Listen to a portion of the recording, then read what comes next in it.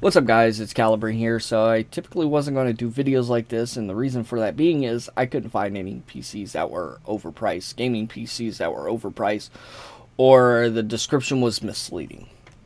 Until tonight, I actually found two gaming PCs that I find are misleading. You guys may not find the second one misleading. But I will say this: I'm not going to mention the seller by any names. We're just going to take a look at these ads, and I'll give you my thoughts. So, i5 gaming computer RX 460 2GB. Alright, so you can read that. Gaming PC ready to go, need gone, price is firm. Okay, $200 doesn't look like it's a bad deal. Now, this is coming from someone who's never really... I've owned one gaming... or it wasn't even a gaming computer, it was a gaming laptop, but yeah. Plays PUBG, Fortnite, Overwatch, etc. with no issues, high frame rates. I have an issue with this, because I actually looked up a benchmark for PUBG with the RX 460 2GB. And at very low settings, it's getting a maximum of 60 frames per second. In that benchmark, I hadn't seen it go any higher. But I might be wrong. Maybe he's got some magic juice that makes this thing play at super high frame rates.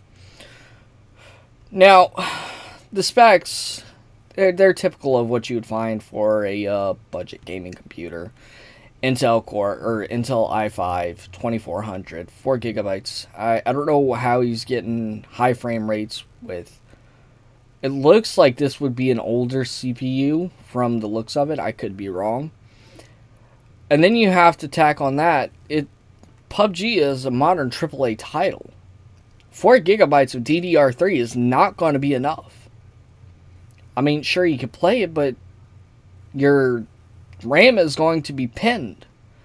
RX 460 2GB and a 320 gigabyte hard drive. I don't know when the fuck this was built, but you could have at least went with a 500 gigabyte hard drive. Like, they make smaller hard drives at a higher capacity. I mean, my laptop has a 1 terabyte hard drive. I don't know if 1 terabyte was out when this was put together, but you get the point. Alright, so enough of that. Now, here's something I'm more familiar with, aside from the Ryzen 5. I am familiar with the GTX 1066 gigabyte. So, very fast gaming experience with the Ryzen 5 1600 6-core 12-thread gaming PC. Personally built from the ground up. It does look like it is a nice computer. I'm not going to focus on the price because I don't know what a computer like... Honestly, a 1060 and a Ryzen 5, this actually seems about a pretty good deal, to be honest. Personally built from the ground up, has all cable management professionally, so it looks clean and looks amazing. Whatever setup, it performs extremely well. In whatever setup, it performs extremely well. Very fast response, smooth. The operating system has been fine-tuned, so the Windows 10 Pro will have absolutely no bloatware installed. Stream and play games like Fortnite, PUBG, Overwatch, etc. at very high frame rates. And I also looked up a benchmark for the GTX 1060. Now, here's the problem where I have at very high frame rates. Because to me, very high frame rates is 200 plus.